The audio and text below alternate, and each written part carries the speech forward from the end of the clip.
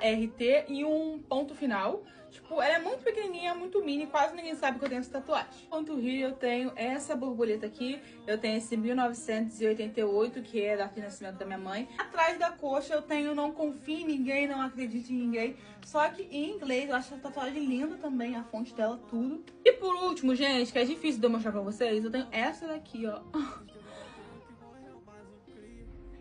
Ela tá escrito Eu Não Ando Só, tá em português também. Eu não sei quanta tatuagem eu tenho certeza que eu tenho mais de 30. Então contem aí quantas que eu tenho, botem aqui nos comentários. Botem aqui nos comentários também quais dessas tatuagens aqui que vocês mais gostaram pra eu poder saber.